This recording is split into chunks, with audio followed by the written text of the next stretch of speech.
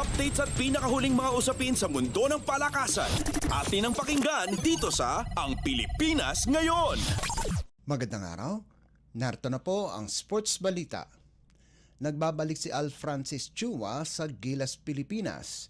Inanunsyo ng Samahang Basketball ng Pilipinas o SBP ang pagkatalaga kay Chua bilang Program Director at Team Manager ng Gilas Pilipinas Youth at Men's.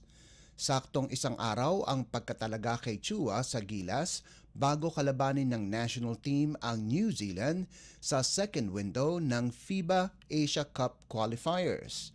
Huling sumama sa Gilas si Chua bilang manager nitong nakarang taon sa Asian Games kung saan nakopo ng Pilipinas ang gintong medalya.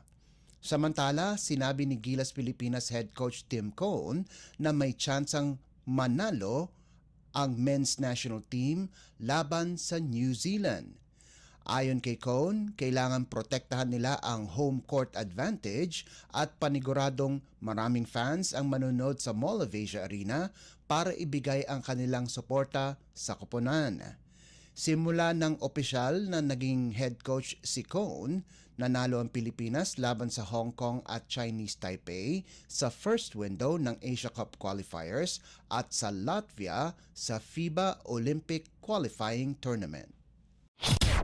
Updates at pinakahuling mga usapin sa mundo ng palakasan.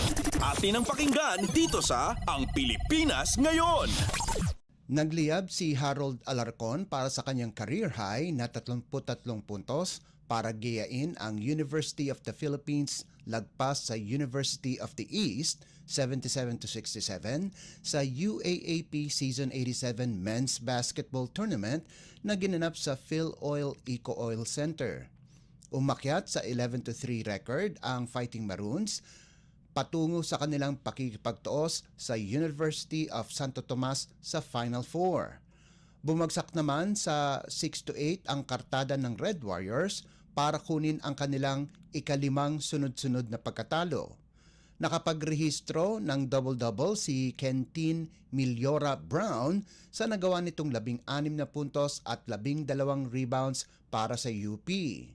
Nanguna naman si Jack Cruz Dumont para sa UE sa nalikom nitong 14 na puntos, 3 rebounds, 4 na assists at 4 na steals.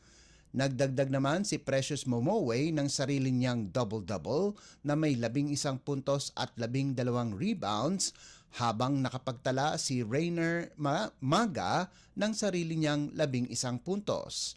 May tsansa pang makapasok sa Final Four ang Red Warriors kapag natalo ang Adamson kontra Ateneo itong darating na Sabado, subalit kapag nanalo ang Soaring Falcons, magkakaroon sila ng playoffs para sa huling pwesto.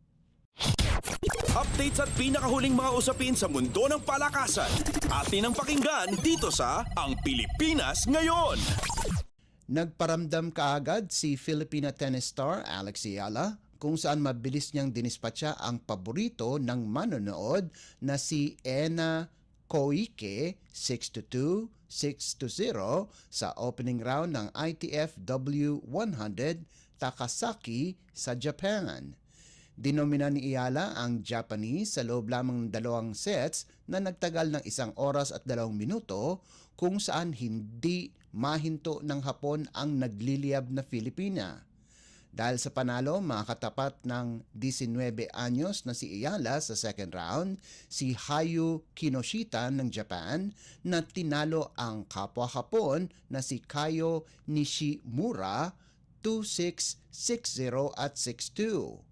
Posibleng makatapat ng SEA Games bronze medalist ang mga bigating players katulad ni Xijia Wei ng China at Mananchaya Sawangkao ng Thailand. Updates at pinakahuling mga usapin sa mundo ng palakasan.